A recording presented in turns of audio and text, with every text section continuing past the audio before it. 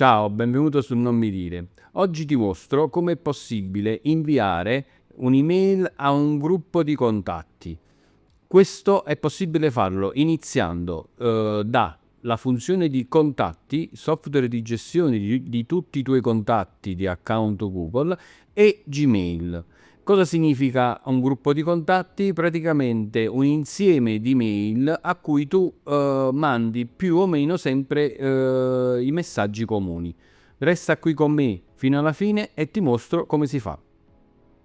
Allora, per prima cosa dobbiamo accedere ai tuoi contatti. Ci sono varie strade per poterlo fare, non è per forza c'è una prerogativa o una strada ben precisa. Io qui ho aperto Gmail, però diciamo che avrei potuto anche dalla home page cliccare qui e andare in contatti qui, ok? Quindi diciamo che ci sono più modalità per poterci arrivare. Però decidi tu. L'importante è che a te si apre questa sezione, quindi puoi anche cliccare sui puntini che si trovano di fianco alla tua immagine di profilo e selezionare i contatti. Diciamo forse questa è la maniera un po' più semplice. Allora qui si apre la tua scheda dei contatti. Io qui ne ho solo 2 registrati e ipotizziamo che da questa email, quindi io voglia mandare lo stesso messaggio a queste 2 email, però mi dà noia doverlo andare a scrivere di volta in volta perché magari poi non li ricordo, perché magari qualcosa mi sfugge, e quindi io con un solo comando posso identificare direttamente queste 2 email, 2 per dirne di più, non è che devono essere per forza 2 o poche, ma ne possono essere anche 15, 20, 30, quante ne vuoi. Allora vado a creare, andando qui, etichetta, come la puoi vedere qui. Ci clicco e ci metto un nome. Ricordati che questo nome ti serve per poter richiamare il gruppo dei contatti. Io adesso lo chiamo iscriviti al canale. Ok? Ho chiamato un'etichetta così. Fatto questo, allora qui puoi vedere che la posso modificare e qui la posso eliminare. Ora, io ipotizziamo che ho una lista lunga di contatti, li seleziono solo quelli là che mi servono e qui, come puoi vedere, compare gestisci etichette.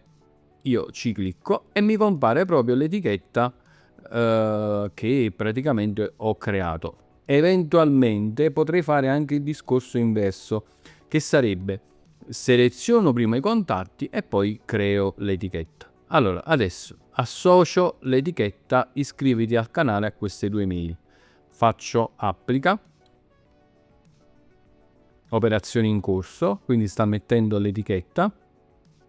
Ok, come puoi vedere l'ha praticamente scritta qui, vedi? Quindi è ben chiara l'etichetta. Ora andiamo sul nostro Gmail, ricarichiamo perché così si legge anche l'etichetta appena creata e nella A andiamo a scrivere, ho già dimenticato l'etichetta, iscriviti al canale, eccola lì, vedi, iscriviti al canale. Qui mi sono uscite le 2 iconcine tagliate a metà delle mail che vanno all'interno, vedi, me le ha date già. Messaggio di prova, invio messaggio e lo invii. Ok, vedi, come puoi vedere la prima è già arrivata perché la prima fa parte delle mail in blu. Non so se ricordi che ho anche queste mail nei miei video passati. L'ho creata, l'ho generata. Quell'altra, se non ricordo male, la dovremmo leggere. Adesso vediamo.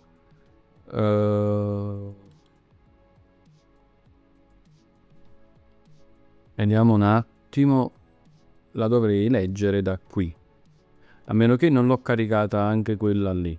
Però vabbè, mo dopo vediamo se arriva. Però io potrei anche gestire questa situazione con il CCCN. Ti ricordi la funzione? Ti lascio il video in descrizione che ti spiega la differenza. E adesso ti mostro.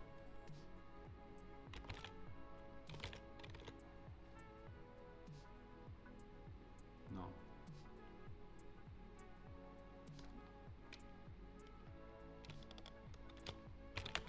Eccola qua. Vedi? È comparso anche qui. Quindi questo significa che io da qui potrei inviare anche le mail a chi praticamente non voglio che le mail sappiano che vengono lette anche da altre persone. Questa funzione, ti ripeto, te la metto in descrizione perché ho fatto un video dedicato. Ok? Vediamo un attimo di qua. Eccola qui. Ed è arrivata. Questa è quell'altra email che avevamo mandato, vedi, è arrivata tranquillamente con i nomi visualizzati facente parte di quel gruppo che avevamo stabilito prima.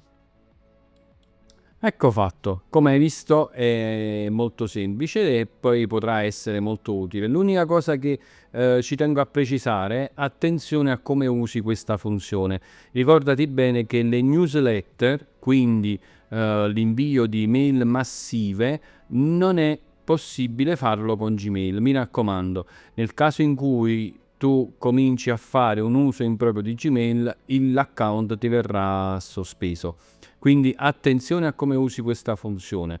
Poche giornaliere va bene, ma purché non superano, cioè non diano dimostrazione di che siano una vera e propria newsletter. Ma poi alla fine dei conti, se la usi in questo modo, verrà segnalata come spam e dopo comunque non verrà letta. Quindi attenzione a quello che fai. Per questo è tutto, per il video finisce qui, grazie per essere arrivato fino alla fine, ci vediamo alla prossima volta. Ciao!